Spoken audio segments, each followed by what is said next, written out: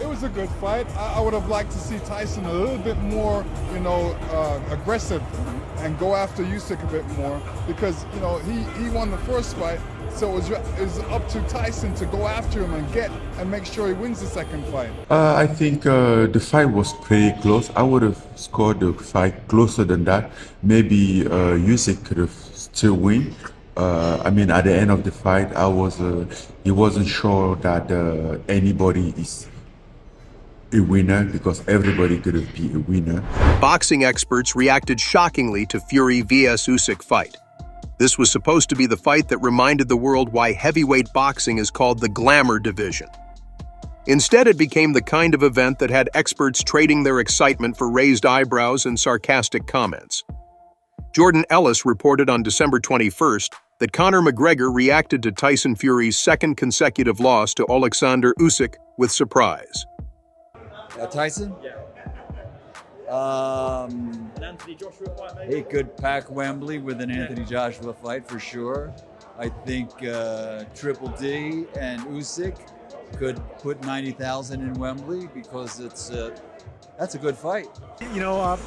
Like I was telling Eddie, the fact that anytime Fury did get something started, and look, he made the needed adjustments. Like, we wanted Fury to fight like a big man. We wanted him to come forward. He hit the body. He was going for the uppercuts. I was telling Eddie, he was this close to landing that George Foreman, Michael Moore, lightning in a bottle shot against the chin. Usyk almost was there, but he... Fury, the self-proclaimed Gypsy King, strutted into the ring promising dominance, only to leave fans wondering if he'd forgotten what sport he was competing in. Usyk, on the other hand, showcased his usual technical brilliance. But brilliance doesn't always translate to excitement, and this fight proved it. Do you think he's unbeatable in this era, Usyk? No, nobody's unbeatable. Nobody's unbeatable. Muhammad Ali in his prime isn't here today, so... As the final bell rang, the stunned reactions of boxing analysts said it all. I think I like the first fight better. This was a good fight as well, very close. When it comes to heavyweight boxing and somebody's beat you the first time, you gotta go after him the second time. I felt Tyson Fury should have went after him a little bit more. At first, let's talk about Lennox Lewis, who expressed his dissatisfaction with Tyson Fury's approach during the much-anticipated fight against Alexander Usyk. According to Lewis, Fury's tactics lacked the assertiveness and dominance that are typically expected from a heavyweight champion. He noted that Fury failed to capitalize on his size and physical advantages, which could have been key to securing a decisive victory. Lewis believed that Fury allowed Usyk to control the tempo of the match for significant portions of the fight. He pointed out that Fury's sporadic bursts of aggression, particularly in the 10th round, demonstrated what could have been achieved if such tactics had been employed consistently throughout the fight. Whatever their game plan was, mine would have been different, but whatever their game plan was, it didn't work. I felt that he needed to do a lot more work. Go after him a bit more, press forward a little bit more. But, it was overall a great fight. In Lewis's view, the late-round strategy of leaning, holding, and delivering inside punches should have been a hallmark of Fury's performance from the start. While acknowledging the challenges posed by Usyk's technical skills, Lewis emphasized that Fury's physicality should have been the deciding factor. They all had the same score. There were some variances on different rounds, but I thought it was a closer fight. It might even go on either way, but... Michael Buffer wasn't exactly throwing roses at the judges after the Tyson Fury versus Alexander Usyk fight. With all three scorecards reading 116 to 112, Buffer couldn't help but raise an eyebrow. Oh, they all agreed. How cute, he seemed to suggest. But for Buffer, the fight wasn't that straightforward. He remarked that it felt much closer, and depending on how you slice it, could have swung either way. Clearly, boxing's age-old tradition of controversial scorecards lives on.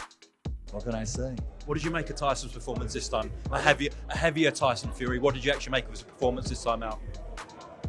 I thought he was more active with his jab, and he probably, in hindsight, he probably should have tried a little more of the he has a good one too, one pop up, When it came to Tyson Fury's performance, Buffer gave credit where it was due.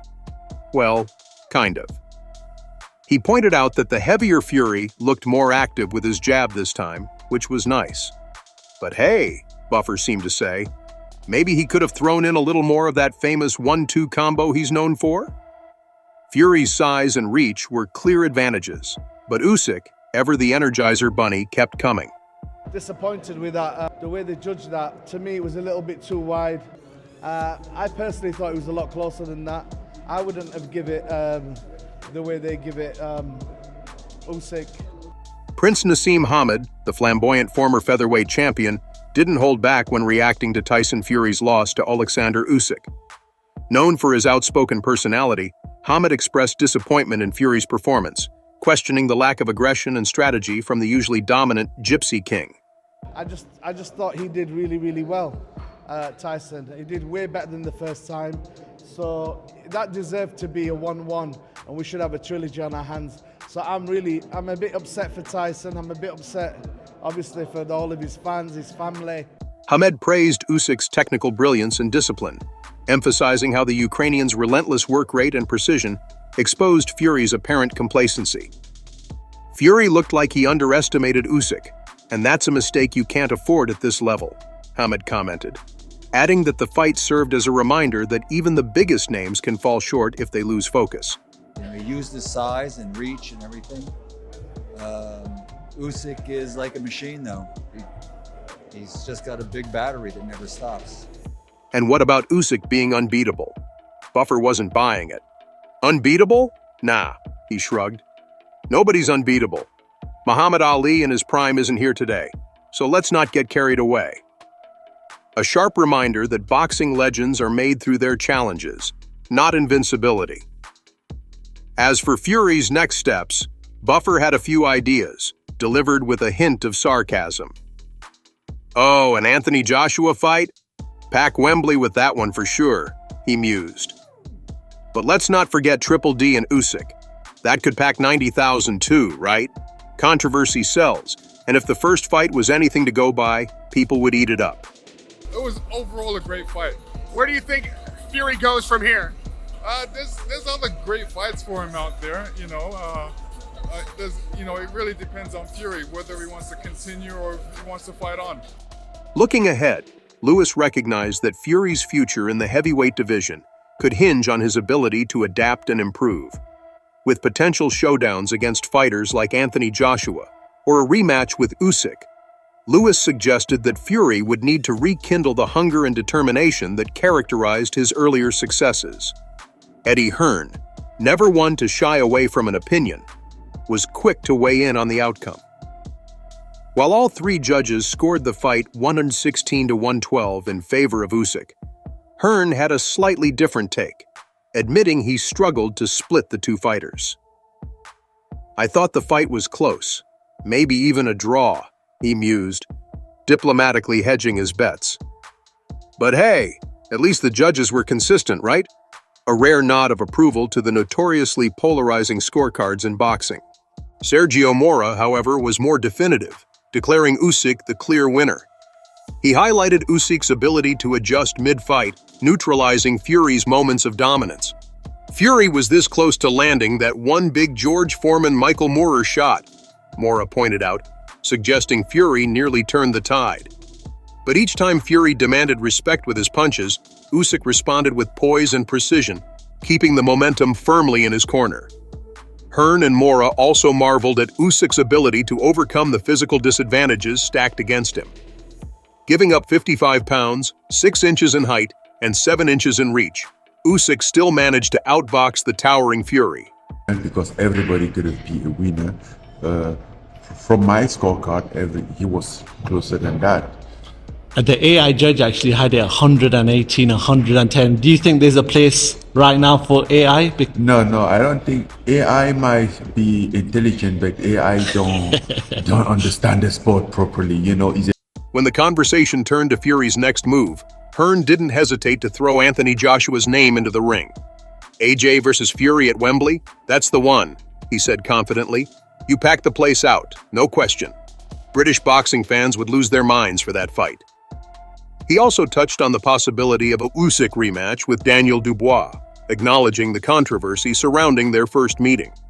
Francis Ngannou didn't hold back when asked about Tyson Fury's unanimous decision loss to Alexander Usyk. The 116-112 scorecards across the board had the boxing world buzzing, but Ngannou wasn't so sure the result was that clear-cut. Honestly, it was close. Closer than that for sure, Ngannou said, shrugging at the judge's agreement. I mean, it could have gone either way. At the end, I wasn't sure anyone really won. Maybe everyone should have gotten a participation trophy.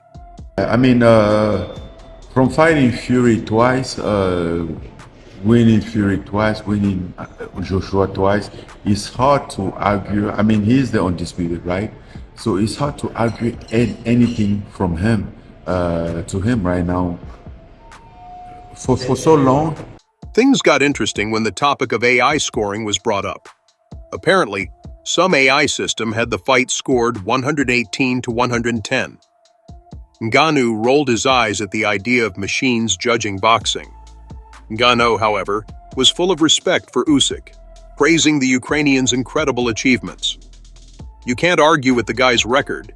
He's beaten Fury, beaten Joshua, and he's still the unified champion, he said.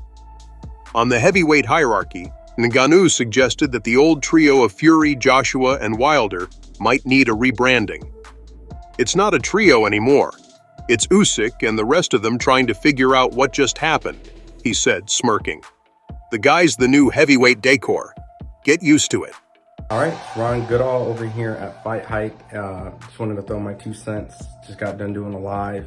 I scored it live 8-4 at best for, technically at worst for Usyk. I could have seen it even maybe being 9 rounds to 3, Usyk potentially. Ron Goodall shared his detailed analysis of Tyson Fury's second loss to Alexander Usyk, emphasizing Usyk's dominance and ability to overcome the significant size and reach disadvantage. Scoring the fight 8-4 in favor of Usyk, Goodall noted that while Fury had moments of aggression, particularly in the 5th round, he ultimately couldn't sustain the big man bully strategy. Usyk's quick footwork, impeccable timing, and ability to separate from Fury's clinches neutralized Fury's size advantage. Goodall highlighted Usyk's boldness, starting with his willingness to take risks right from the 1st round, despite Fury's reach and power. I thought there's been a lot of online outcry of kind of saying Fury had a lot of great aggression, X, Y, and Z, and I'm not Xing that out. I thought Fury had great moments. I think the 5th round, he kind of gave what I thought was the big man bully plan. He was going to walk him down, try to use his weight. Goodall also pointed out Fury's history of grueling fights, acknowledging his place as one of the top heavyweights of this era. However, he credited Usyk for proving time and again that picking against him is a mistake, as his mentality and skill set allow him to outclass even the most formidable opponents. From dominating Joshua to taking on Fury twice, Usyk has demonstrated he's more than capable of overcoming physical disadvantages with sheer determination and skill. While Fury might move on to high-profile bouts like Anthony Joshua, Goodall remarked that Usyk's remarkable transition from cruiserweight to defeating the giants of the heavyweight division cements his legacy as one of the sport's finest talents. What I want to see now is Tyson Fury and Francis Ngannou. That's all what matters for me now. As for Fury's next move, Ngannou had no interest in speculating about a potential fight with Anthony Joshua. Instead, he was laser-focused on one particular matchup. Fury versus Francis Ngannou. That's the only fight that matters, he said with a grin. Forget the rest. Let's run it back, Tyson. As the dust settled, boxing analysts wasted no time unloading their thoughts, and they didn't hold back.